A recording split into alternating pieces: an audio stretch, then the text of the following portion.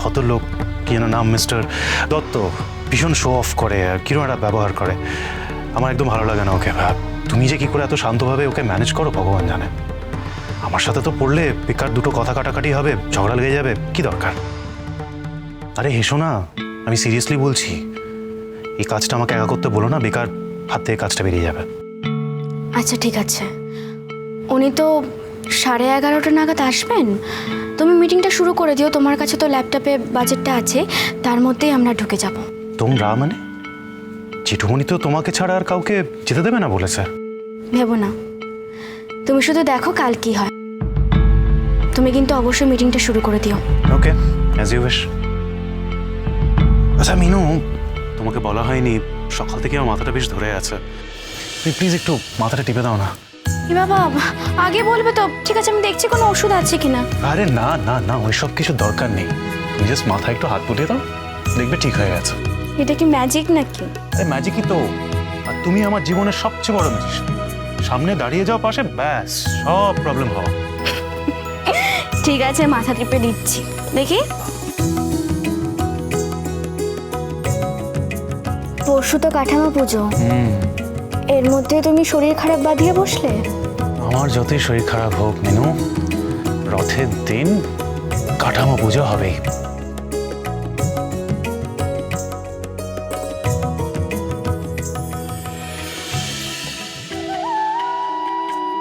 মোদি, এইটাতে দাও মঙ্গু।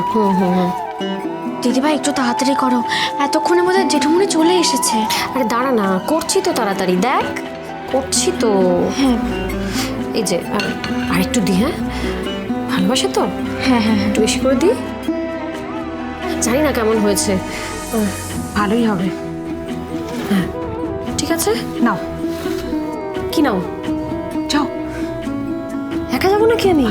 এভাবে না, আমার টেনশন হচ্ছে, আমি একা যেতে পারবো না। আমি দিদিভাই এত নার্ভাস কেন হচ্ছ? আমরা তো আছি। তুমি যাও, তোমার সঙ্গে আমরা আছি, কিচ্ছু হবে না। চলো। শোন না, বলছি যে পারবো আমি? নিশ্চয়ই পারবে, এসো চলো। চল।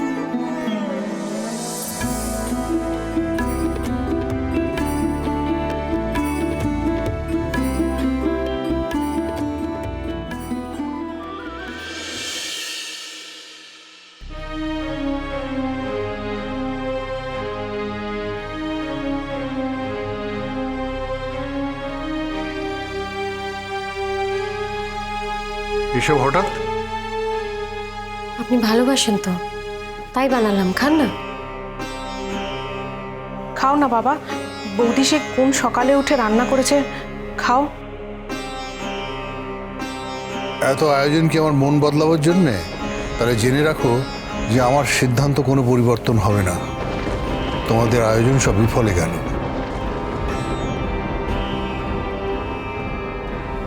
না বাবা, এমনি ভালোবেসে বানিয়েছি আমি এগুলো, তার সাথে আপনার সিদ্ধান্তর কোনো সম্পর্কই নেই। হ্যাঁ তাই তো। আপনি আমার বাবার মতন, আমি ভুল করলে আমাকে শাস্তি দিতেই পারেন, শাস্তি দেবেনও, কিন্তু তাই বলে এত কঠিন শাস্তি।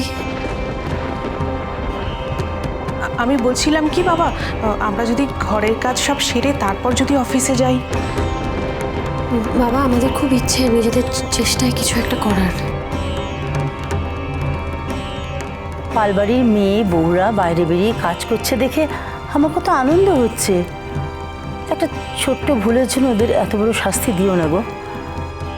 আর আমি তো এখন ভালো আছি। আমি চাই না যে আমার বাড়ির বাচ্চারা আয়ার কাছে মানুষ হোক। সব শিশুর অধিকার আছে মায়ের কাছে সময় দাবি করার। জেঠুমনি, আমরা ছোটদের সময় দেব, তুমি দেখো। হ্যাঁ বাবা, হ্যাঁ আমরা সময় দেব, প্রমিস প্রমিস প্রমিস প্রমিস। জেঠুমনি, তুমি তার মানে রাজি, তাই তো? আমি কিন্তু দেখেছি তুমি হেসেছো, বলো না তুমি রাজি তো? ভুল দেখেছিস, আমি রাজি নই। আচ্ছা, আমার কাছে একটা উপায় আছে। আমরা বাড়ির মেয়েরা সবাই একসাথে বেরোবো না, কেউ না কেউ আমরা বাড়িতে থাকবো। তাহলে ঠিক আছে তো? হ্যাঁ হ্যাঁ হ্যাঁ, খুব ভালো আইডিয়া। আমরা এটা খুব সহজেই মেনটেন করতে পারবো বাবা। প্লিজ তুমি না করো না। আমরা একজন একজন করে কেউ না কেউ বাড়িতে থাকবোই, তাহলে তো কোনো প্রবলেম থাকবে না। আর মাকেও একা থাকতে হবে না।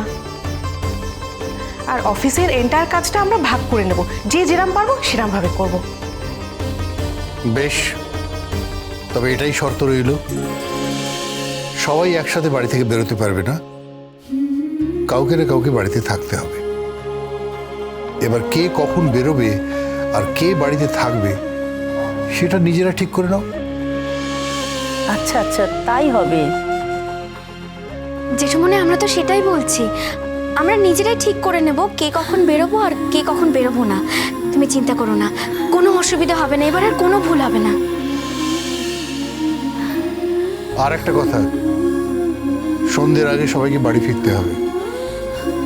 হ্যাঁ হ্যাঁ, আলো থাকতে থাকতে ওরা সবাই বাড়িতে ফিরে আসবে। আমি রাজি বাবা, সব শর্তে রাজি। এবার মোহনভোগটা খান।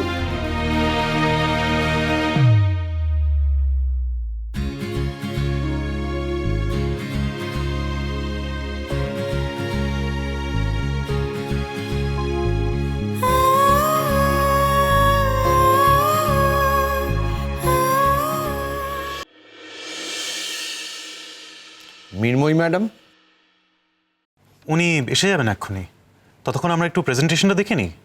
আসলে আমারই বানানো, এটা আমারই ডিপার্টমেন্ট, আমি হ্যান্ডেল করি। ঠিক আছে, কিছু তো করার নেই, দেখান তাহলে প্রেজেন্টেশনটা। Just minute. सर ये लीजिए, चाय पी लीजिए। लीजिए। হ্যাঁ হ্যাঁ, চা খান না।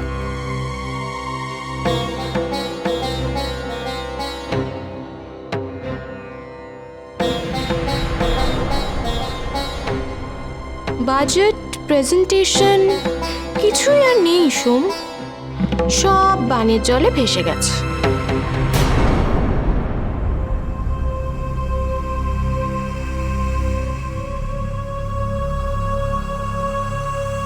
আশ্চর্য, ফাইলগুলো গেল কোথায়? এই ফোল্ডারই তো ছিল। আমি তো কখনই কিছু পার্মানেন্টলি ডিলিট করি না। ভুল করে কিছু ডিলিট হয়ে গেলে তো রিসাইকেল বিনে থাকার কথা। আমার চা কিন্তু শেষ। আসলে মানে ফাইলগুলো ডিলিট হয়ে গেছে মনে হচ্ছে। ডিলিট হয়ে গেছে মানে? প্লিজ এই সমস্ত এক্সকিউজগুলো দেবেন না। না মিস্টার দত্ত, আমি অনেস্টলি বলছি, আমি বাজেটের প্রেজেন্টেশন পুরো তৈরি করে রেখেছিলাম।